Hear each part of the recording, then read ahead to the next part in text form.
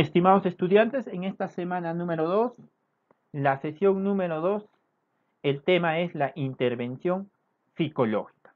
Para algunos autores, el proceso de intervención psicológica viene a dar desde que el psicólogo hace la entrevista al paciente, realiza el proceso de evaluación, luego viene un proceso de diagnóstico, el proceso de redacción del informe y luego viene a realizar el plan de intervención y luego interviene sobre teniendo en cuenta estas determinantes anteriores.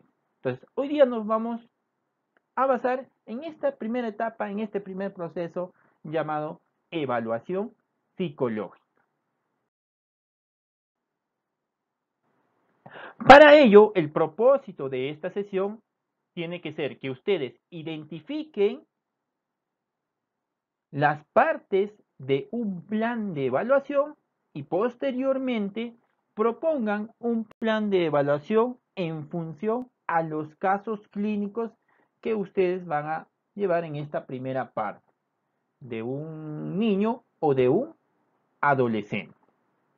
Entonces, se comienza con la primera entrevista, con la entrevista inicial. En esta entrevista inicial, nuestro objetivo es conocer el motivo de consulta. No te olvides. El motivo de consulta es la necesidad con la cual viene el paciente para ser atendido. El psicólogo tiene que identificar esta necesidad y realizar las preguntas pertinentes para que pueda tener un motivo de consulta real, un motivo de consulta fidedigno.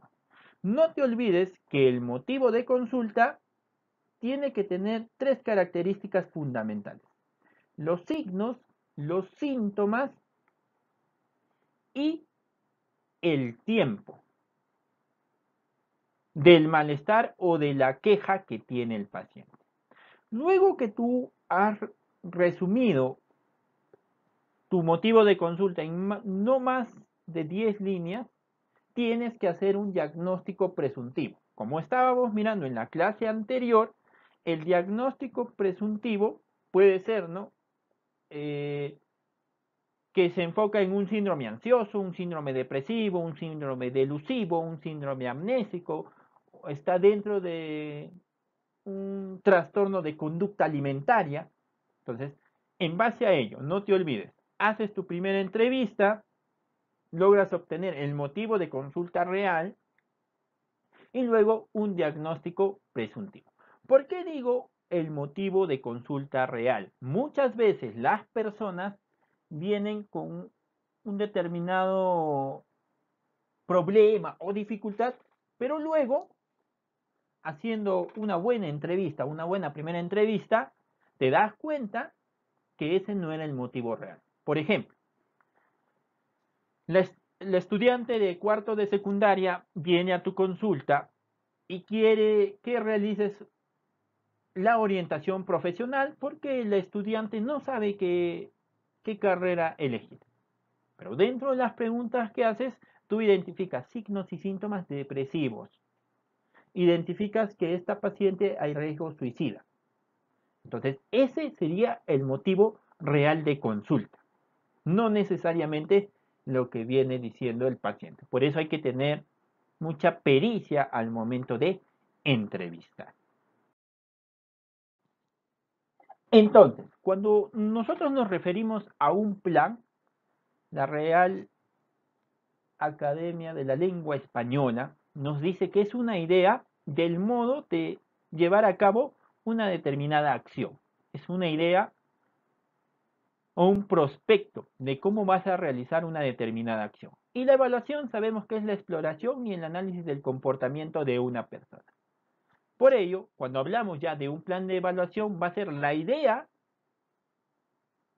de cómo vas a llevar a cabo la exploración y el análisis del comportamiento de la persona que vas a evaluar.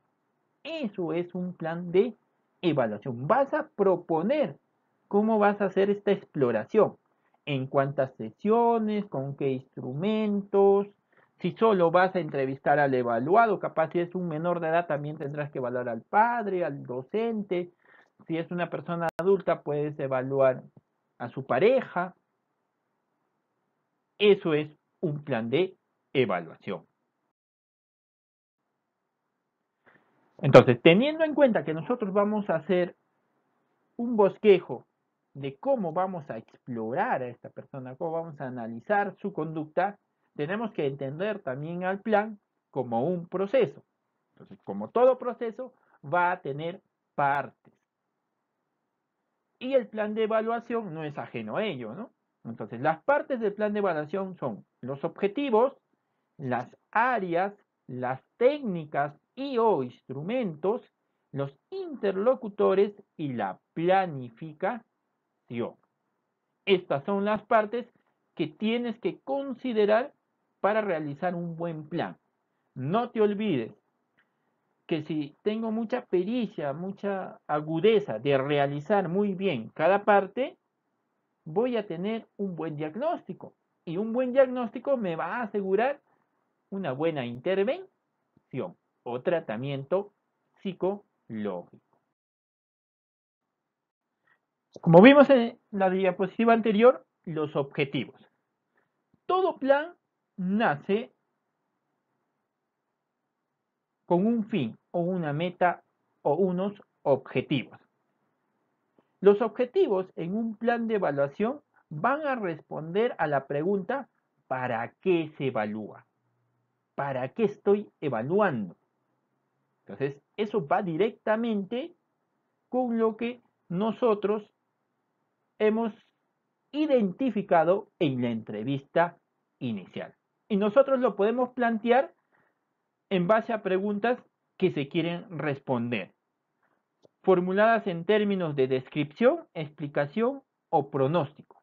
Podemos describir una conducta, podemos dar explicación a una conducta o podemos predecir una conducta. Entonces, esos son nuestros objetivos. Por ejemplo, en el caso de la estudiante que referíamos depresión, ¿desde cuándo tiene el ánimo deprimido? ¿Sus padres sabrán de su conducta, de que está depresiva? La depresión que tiene la menor estará repercutiendo en su área académica. Entonces ahí estás formulando en términos descriptivos en la primera parte, luego estás explicando esa conducta y luego puedes predecir que va a tener problemas académicos. Muy importante, ahí como nos recuerda el dibujo, es tener en cuenta la edad. No es lo mismo cuando me planteo unos objetivos con un niño, con un adolescente, un adulto joven o un adulto mayor. Es diferente. El tiempo de enfermedad, el tiempo de la dificultad que tiene este paciente. El género, varón, mujer o de la comunidad LGTBIQ y más, para poder tener en cuenta nuestros objetivos. Y la etiología, como hablábamos en la clase anterior, la etiología es muy importante. Puede ser el origen, ¿no? El origen biológico, social, personal, familiar, académico, laboral. Tenemos que tener muy en cuenta qué está originando ese problema o esa dificultad, el cual aqueja a nuestros pacientes. Entonces, una vez que ya he terminado de redactar mis objetivos, el siguiente paso es responder a la pregunta ¿qué se evalúa? ¿Qué área voy a evaluar? Teniendo muy en cuenta que están muy relacionados los objetivos con las áreas. Por ello, son aspectos a los cuales se van a prestar más atención durante el proceso de evaluación, porque están directamente relacionados con los objetivos.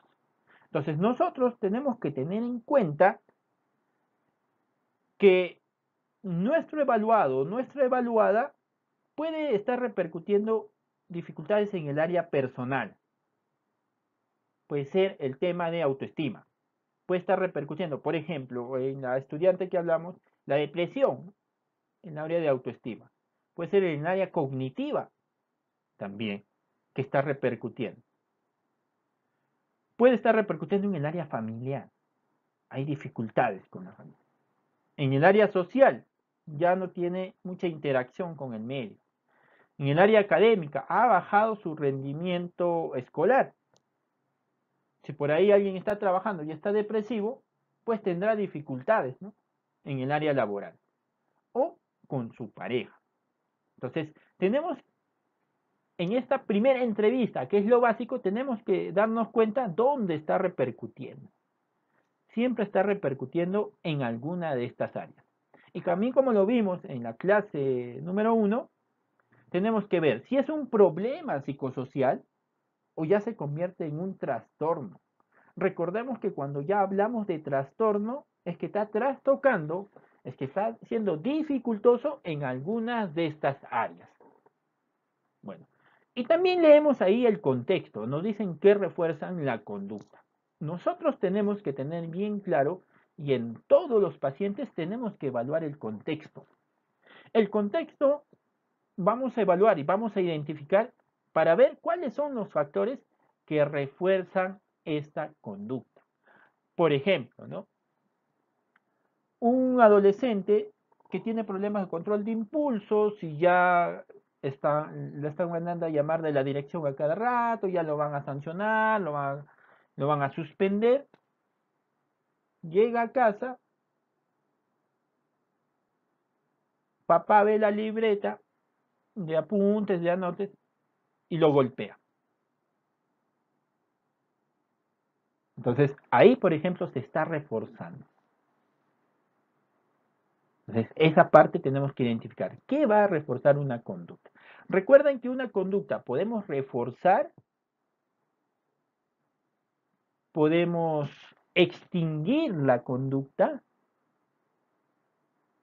o podemos incrementar una conducta.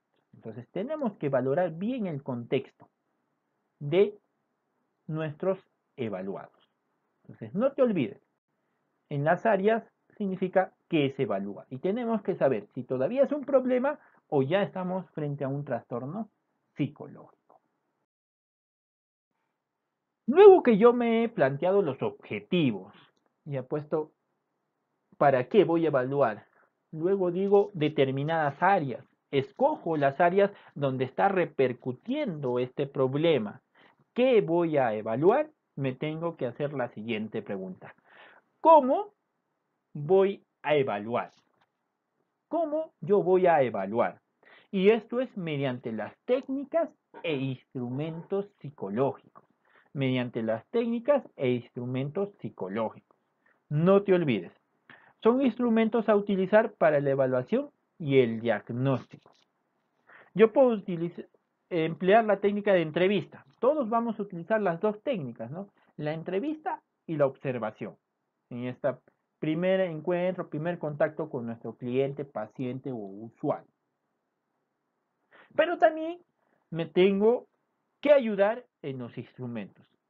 Tenemos que recalcar que en base a un test yo no puedo diagnosticar.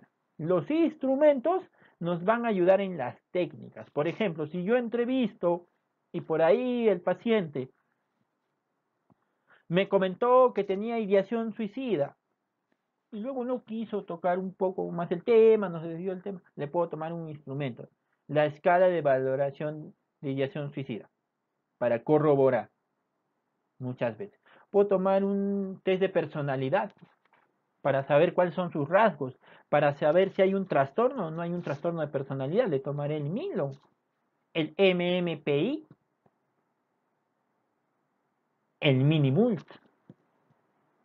Pero si solo quiero conocer sus rasgos de personalidad, le tomaré la prueba de KT, la prueba de Eisen, dependiendo. En niños y adolescentes recordemos que no hay personalidad, solo hay rasgos predominantes. Eso no tiene. Pero aquí en el dibujo nos hace recordar algo muy importante. De preferencia no debemos de mezclar los instrumentos y las técnicas. Tenemos que tener un enfoque psicológico con el cual vamos a trabajar y eso me lo tienen que explicar en el trabajo. Por ejemplo, ustedes están trabajando un problema de ansiedad, de fobia social con el niño. Entonces, la terapia cognitiva de las corrientes cognitivo-conductuales son las que han dado mayor evidencia de resultados en esos trastornos. Entonces, elegiré eso.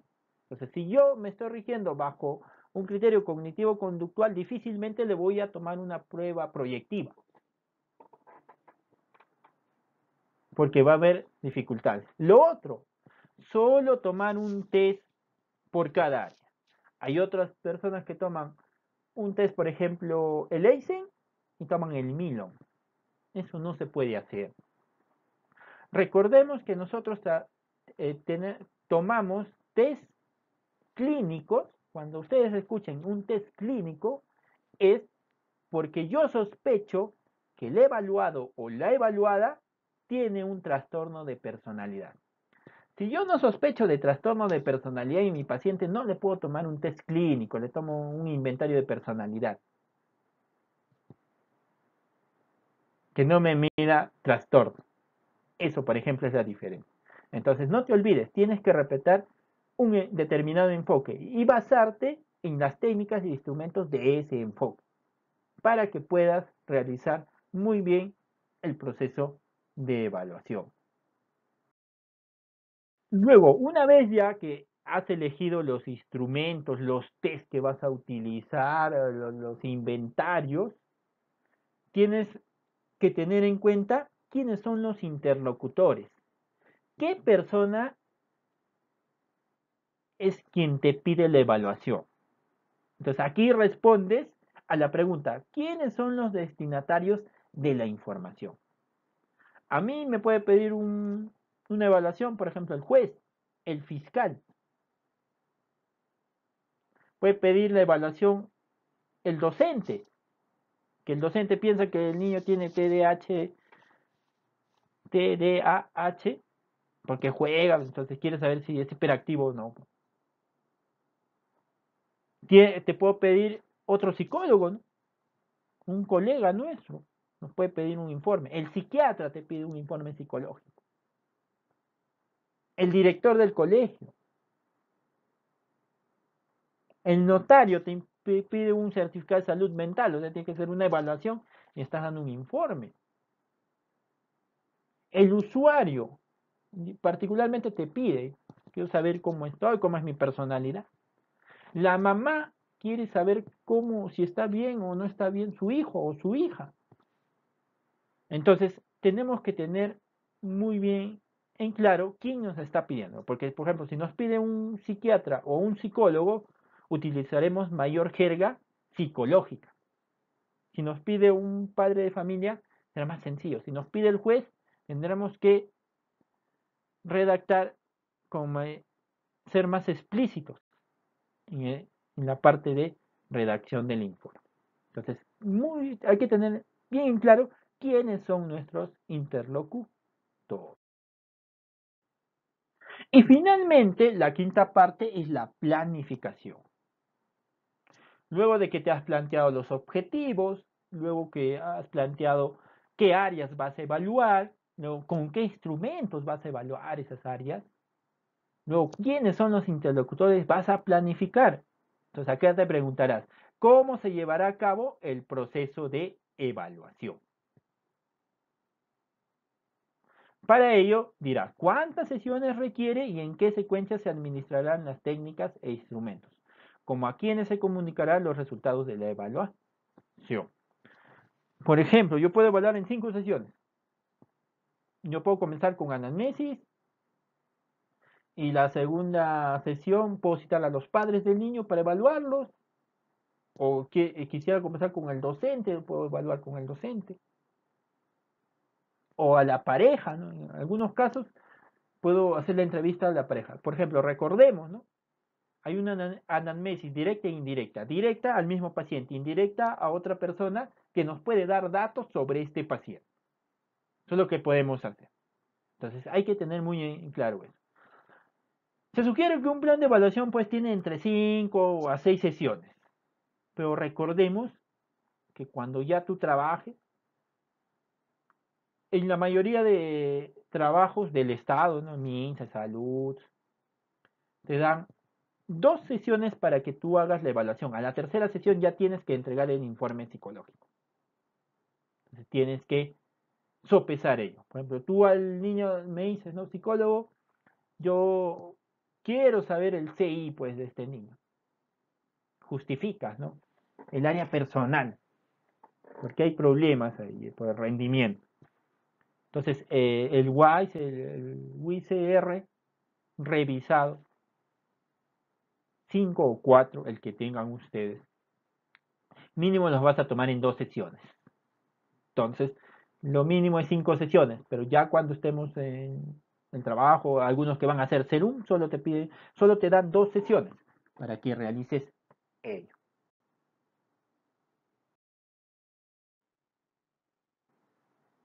Y aquí tenemos un modelo de un plan de evaluación. Aquí tenemos el modelo de un plan de evaluación. En estas 3 primeras columnas no vas a realizar nada. Donde dice diseñar significa formular, donde están los objetivos, áreas, técnicas, interlocutores y planificación, lo dejas ahí. La segunda columna es preguntas a las que responde. ¿Para qué se evalúa? ¿Qué se evalúa? ¿Cómo se evalúa? ¿Quiénes son los destinatarios de la información? ¿Cómo se llevará a cabo el proceso de evaluación?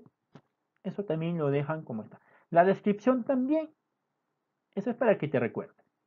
¿Dónde vas a trabajar? Donde dice ejemplo. Aquí tú vas a consignar tus objetivos, las áreas, las técnicas, los interlocutores y la planificación.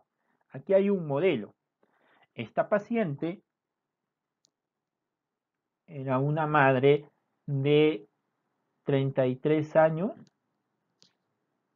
la hija tenía 15 años y tenía muchos conflictos con su hija porque la hija consideraba que lo sobreprotegía mucho, mucho la llamaba. Y ya le había causado problemas con sus compañeras, porque cuando la hija le apagaba el teléfono, ella se desesperaba, entraba en crisis y empezaba a llamar a sus compañeros o a sus amigas. Y en una de esas llamadas le increpó tanto que hasta empezó a gritar a sus compañeras que por qué no sabían nada de su hija. Entonces eso le trajo conflictos porque ya nadie se quería juntar con ella y sus amigas le habían prohibido que le dé el número a su mamá. Entonces ella viene por ese conflicto. Entonces, ya luego en la primera entrevista, ella me relata que ha tenido, que sufrió cuando era niña, a los 7, 8 años aproximadamente, de violencia sexual. Entonces yo me planteo los siguientes objetivos. ¿Por qué la evaluada se comporta de manera muy sobreprotectora con su menor hija? El por qué. ¿Qué pasa ahí? ¿De qué tiene miedo? ¿Cuál fue el suceso desencadenante para que la paciente posea esos pensamientos? Me hago la pregunta, ¿no? Yo ya sé que pasó eso a los 8 años, pero ¿qué desencadenó ello? ¿Cómo fue? ¿Su familia o amigos conocen el porqué de estas reacciones? Si ella se lo ha comentado a otras personas. Si ella, para comenzar, si se da cuenta, ¿no? Y si sus familiares también se dan cuenta de ello. Obviamente su hija sí, pues le reclama de una manera inequivocada y hay conflictos ahí. Entonces, en las áreas de evaluación, como les dije, el contexto va a ir en todos los casos que refuerzan esa conducta. Su conducta puede ser reforzada pues cuando pelea con su hija, cuando su hija le apaga el celular, en el área personal, ¿no? Por las ideas que tienen, los pensamientos. Y hasta ahí en el área familiar. Porque no me comentó hasta ahí en esa primera ocasión que si estaba estudiando, estaba trabajando, que si tenía pareja y tenía conflictos, no. Hasta donde les he relatado ese motivo de consulta, solo pondría contexto personal y familiar. Es donde está repercutiendo el problema o la dificultad que tiene. El trastorno de estrés postraumático no resuelto.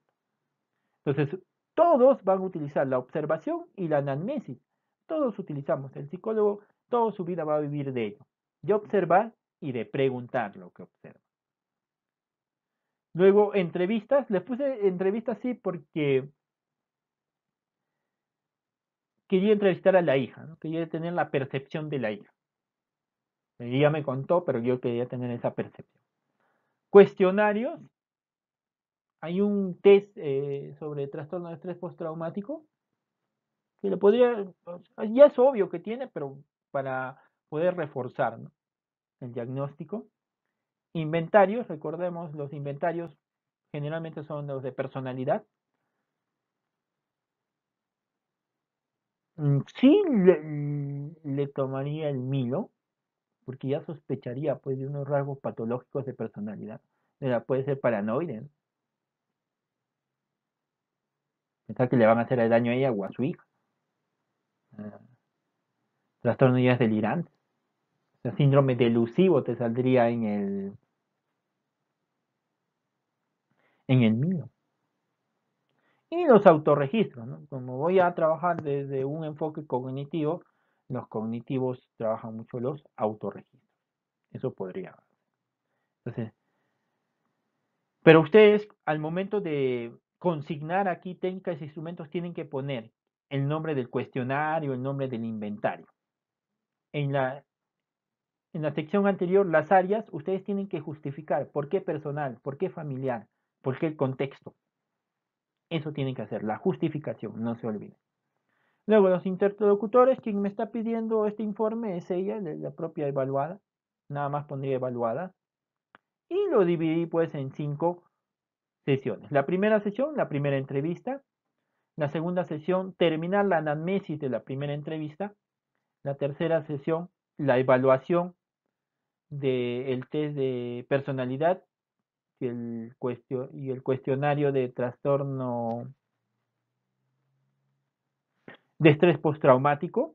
Eso también lo ponen, por favor, el nombre completo, qué van a hacer, qué van a evaluar ahí. En la cuarta sesión, la entrevista familiar, o sea, la entrevista a la hija. Y la quinta sesión para entrega de resultados. Entonces, no se olviden, aquí debajo donde dice ejemplo, ustedes tienen que trabajar. Ustedes tienen que hacer de su paciente. Entonces, para terminar, el trabajo que tiene que realizar es la presentación del motivo de consulta. Recordemos que este motivo de consulta, máximo 10 líneas. Y yo cuando lea el motivo de consulta, tienen que estar tiempo del problema, signos y síntomas.